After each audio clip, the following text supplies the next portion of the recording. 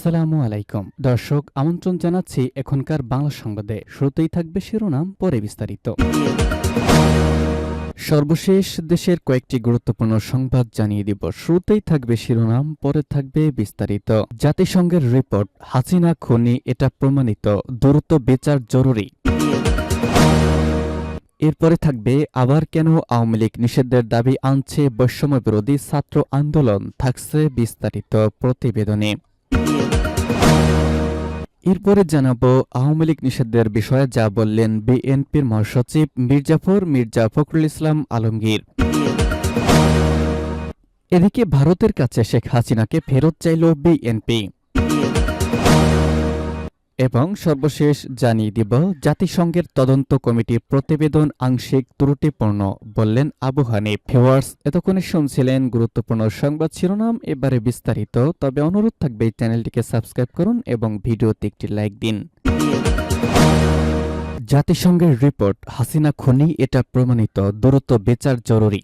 বাংলাদেশের ছাত্র জনতার বিক্ষোভ কর্মসূচি সম্পর্কিত বিষয়ে জাতিসংঘ মানবাধিকার কার্যালয়ের তথ্য অনুসন্ধান প্রতিবেদন, শেখ হাসিনা ও আওয়ামী লীগ গুরুতর মানবাধিকার লঙ্ঘনের ঘটনায় জড়িত এবং প্রমাণিত অপরাধী।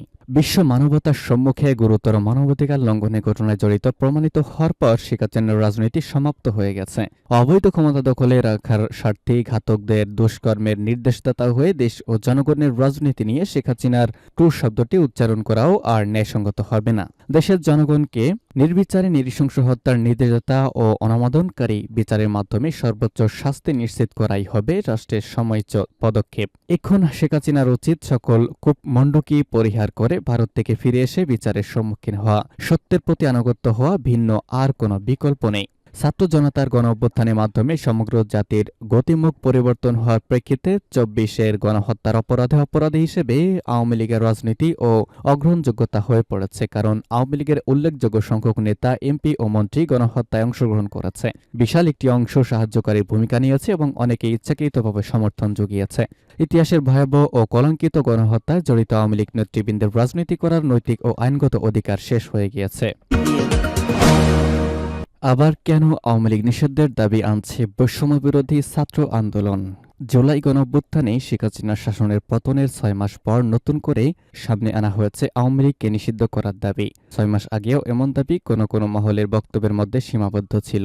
এখন ওই দাবি নিয়ে রাজনীতিতে চলছে নানা আলোচনা। বৈষম্য বিরোধী ছাত্র আন্দোলন মাঠে নেমেছে বিভিন্ন কর্মসূচি নিয়ে। কিছুদিন ধরেই দাবিতে বিভিন্ন কর্মসূচি নেওয়ার পাশাপাশি সামাজিক যোগাযোগ মাধ্যমে সোচ্চার হতে দেখা গেছে বৈষম্য বিরোধী ছাত্র আন্দোলনের নেতাদের।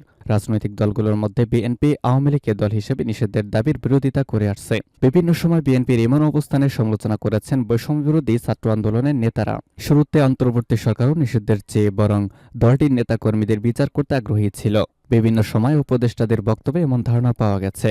এখন সরকার উপদেষ্টাদের কেউ কেউ দলটিকে নিষিদ্ধ করার বিষয়ে বক্তব্য দিচ্ছেন। তবে কোন প্রক্রিয়া আওয়ামী লীগকে নিষিদ্ধ করা হতে পারে তা এখনও স্পষ্ট নয়। সম্প্রতি সামাজিক যোগাযোগ মাধ্যমে শেখ হাসিনার সরব হওয়া নিষিদ্ধ ঘোষিত সংগঠন ছাত্রলীগের নেতাকর্মীদের উদ্দেশ্যে ভাষণ দেওয়া, এসব ঘটনার প্রেক্ষাপটে নতুন করে নিষিদ্ধের দাবি সামনে আনা হয়েছে, এমন যুক্তি দেওয়া হচ্ছে সংশ্লিষ্ট পক্ষগুলো থেকে। কিন্তু আসলে কেন এখন বৈষম্য বিরোধী ছাত্র আন্দোলন ও জাতীয় নাগরিক কমিটি এই দাবিতে সোচ্চার হয়েছে? আওয়ামী লীগকে দল হিসেবে নিষিদ্ধ করার প্রশ্নে বিএনপির অবস্থানই বা কি, এসব প্রশ্ন আলোচনায় আসছে। বিএনপি নেতারা অবশ্য বলছেন দলটিকে নিষিদ্ধ করা বা না করার প্রশ্নে সিদ্ধান্ত নেবে জনগণ। এক এক সময় এক এক কথা বলছে। দাবির পিছনে যত যুক্তি আছে তাগুলো ভারতে অবস্থানরত শেখ হাসিনার ডিজিটাল মাধ্যম সরব হওয়ার মধ্যেই ধানমন্ডি ৩২ নম্বরে শেখ মুজিবুর রহমানের বাড়ি ভাঙচুর সহ দেশব্যাপী আওয়ামী লীগ নেতাদের স্থাপনায় হামলা, ভাঙচুর, আগুন দেওয়ার ঘটনা ঘটেছে। এরপরে চিকিৎসাধীন অবস্থায় মৃত্যু হয়েছে আওয়ামী লীগের হামলায় এক বৈষম্য বিরোধী ছাত্র আন্দোলনের সদস্যের। এরপর আওয়ামী লীগকে নিষিদ্ধ করার দাবিতে সোচ্চার হন বৈষম্য বিরোধী ছাত্র আন্দোলনের নেতারা। আওয়ামী লীগ নিষিদ্ধের বিষয়ে যা বললেন বিএনপি মহাসচিব মির্জা ফখরুল ইসলাম আলমগীর। আওয়ামী লীগের নিবন্ধন না থাকা বিষয়ে জনগণের সিদ্ধান্ত নেবে বলে মন্তব্য করেছেন বিএনপি মহাসচিব। গতকাল গুলশানের চেয়ারপারসনের কার্যালয়ে এক সংবাদ ব্রিফিংয়ে সাংবাদিকদের প্রশ্নের জবাবে তিনি এ দলের অবস্থানের কথা জানান। তিনি বলেন, আমি বলেছি যে জনগণ সিদ্ধান্ত নেবে। আমরা এই বিষয়টা বারবার বলে আসছি যে আমরা একটা লিবারেল ডেমোক্রেটিক পার্টি, আমরা গণতন্ত্রে বিশ্বাস করি।